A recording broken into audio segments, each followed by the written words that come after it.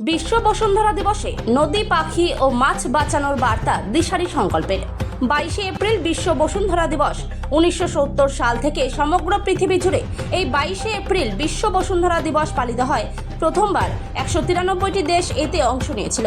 সমগ্র পৃথিবী ও সমগ্র ভারতবর্ষের সঙ্গে বালুরঘাটেও এই দিনটি পালন করে পরিবেশ প্রেমী সংস্থা হিসেবে সংকল্প। আজ আত্রেই নদীর চকভবানী ড্যাম এলাকায় গিয়ে মৎস্যজীবী ও স্থানীয় মানুষদেরকে সচেতন করে হিসেবে সংকল্পের সদস্যরা। দিশারি সংকল্পের সদস্যদের কাছে খবর আসে, গত কয়েকদিন ধরে মৎস্যজীবীদের ফান্দি জালে জলচর পাখিরা বিপদের কথা।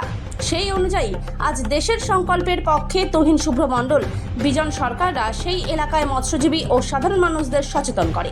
মৎস্যজীবী নরেন হালদার নিজেও বলেন, এমন ঘটনা এখানে ঘটছে না, তবে আমার নজরে পড়লে আমি অবশ্যই মানা করব এবং অন্যদেরকেও জলচর পাখিদের এই বিপদের কথা বলবো। আজকে বিশ্ব বসুন্ধরা দিবস, আজ 22শে এপ্রিল। এই উপলক্ষে দিশারি সংকল্পের পক্ষ থেকে আমরা মৎস্যজীবীদের কাছে গিয়ে সচেতনতার বার্তা দিলাম।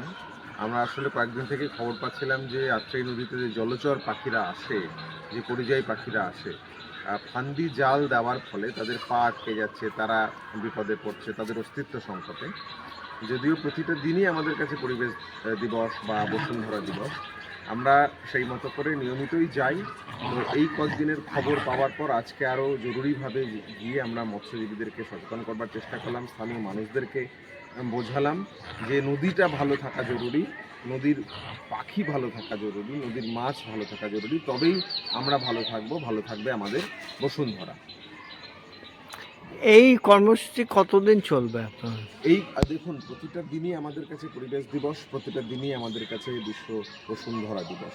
ফলে আমাদের নদীর কাছে যাবার কর্মসূচি থাকে, এটা একটা অভ্যাস।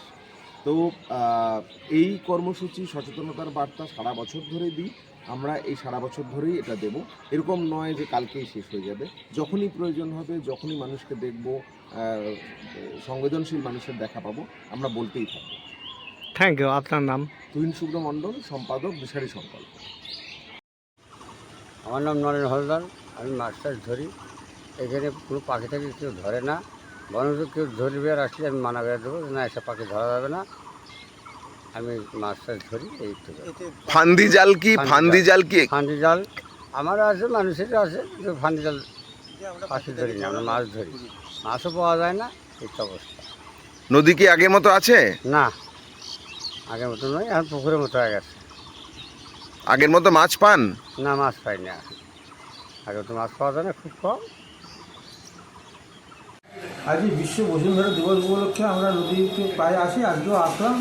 এসে কিছু জেলেদের সঙ্গেও কথা বললাম। এর আগে আমরা শুনেছিলাম যে নদীতে নাকি ফান্দি জাল ফান্দির মাধ্যমে মাছ ধরার সঙ্গে কিছু পাখিও ধরা পড়তো, এরকম খবর আমাদের কাছে ছিল। এই জন্য আমরা আজকে এসে জেলেদের সঙ্গে একটু কথাবার্তা বললাম, সচেতনতা করলাম তাদেরকে যে আগামীতে যেন এই নদীতে এরকম ফাঁদি জালের মাধ্যমে মাছ ধরবেন, ধরুন সঙ্গে যেন পাখি ধরা না পড়ে। হ্যাঁ, মাছও যেমন বাঁচার অধিকার আছে, পাখিরও তেমন বাঁচার অধিকার আছে।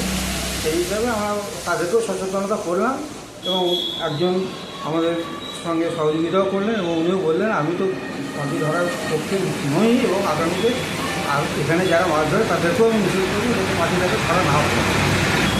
আমার নাম বিজন সরকার।